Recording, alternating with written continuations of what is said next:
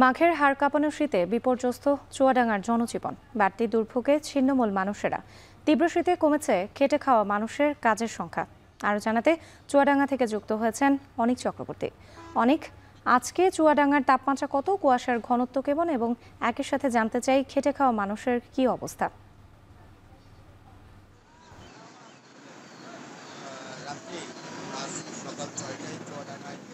10.4 degree Celsius, অর্থাৎ গত কয়েকদিনের যে তাপমাত্রার রেকর্ড, সেখান থেকে আবার তাপমাত্রা পারদ কিন্তু নিচে নেমে চলে এসেছে। সকাল থেকেই ঘন কুয়াশায় ঢাকা ছিল সড়কের চারিপাশ। এই সড়কে যে যানবাহনগুলো চলাচল করছিল ভোরে, সেই যানবাহনগুলো কিন্তু আসলে হেডলাইট জ্বালিয়ে চলাচল করছিল। পাশাপাশি একটা বিষয় জানিয়ে রাখি যে এই যে তাপমাত্রা কমে যাওয়ায় এবং ঘন কুয়াশার সাথে শীত বাড়ায়, প্রত্যেকে বিপদে পড়েছে এবং দুর্ভোগে পড়েছে নিম্ন আয়ের খেটে খাওয়া মানুষ। চরম আকারে দুর্ভোগে পড়েছে। কাজের সন্ধানে আসলে বাসা থেকে যারা বের হচ্ছে, কাজ না পেয়ে আসলে তারা বাসায় ফিরে যাচ্ছে।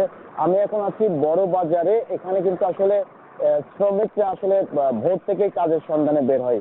আসলে এখন পর্যন্ত তারা কাজ না পেয়ে আসলে সড়কের পাশেই বসে আছে।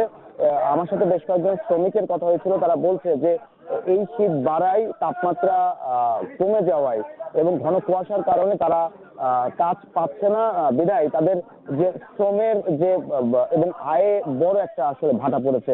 পাশাপাশি আমি দেখেছি যে যারা ছিন্নমূল মানুষ আছে, সাধারণ যারা মানুষ আছে, তারা কিন্তু এই শীত বাড়ায় ভোরে এবং বেলা বাড়লেও আসলে সড়কের পাশে খড়কুটোর সাথে আগুন জ্বালিয়ে শীত নিবারণের চেষ্টা করছে। গত কয়েকদিনের তাপমাত্রায় আসলে বেলা বাড়লে সূর্যের দেখা মিললেও আসলে সেই সূর্যের চুয়াডাঙ্গায় উত্তাপ থাকছে না রাত্রে, যার ফলে আসলে দুর্ভোগটা অনেকাংশেই বেড়েছে সাধারণ মানুষের। পাশাপাশি জেলা প্রশাসন এবং উপজেলা প্রশাসন, বিশেষ করে সামাজিক সংগঠনের পক্ষ থেকে শীতার্ত যারা মানুষ আছে, ছিন্নমূল যারা মানুষ আছে, তাদেরকে কিন্তু শীত বস্ত্র এবং কম্বল বিতরণ করা হচ্ছে। তবে সেই শীতার্ত মানুষের তুলনায় যে কম্বল বিতরণ হচ্ছে, সেই কম্বল কিন্তু পর্যাপ্ত পরিমাণে নয়।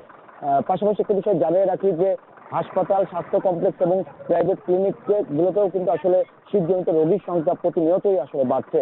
আবহাওয়া অফিসে বলছে যে সামনে যে দিনগুলো আসছে, অর্থাৎ ফেব্রুয়ারি মাসের প্রথম সপ্তাহে কিন্তু তাপমাত্রা কিছুটা নেমে আসবে। সেই সময় কিন্তু চিত্রটা আরো ভয়াবহ হতে পারে, অর্থাৎ তাপমাত্রা আরো নিচে নেমে চলে আসতে পারে। তো শীত পরিস্থিতি নিয়ে চুয়াডাঙ্গা থেকে আমার কাছে রাত্রি এই ছিল সবশেষ।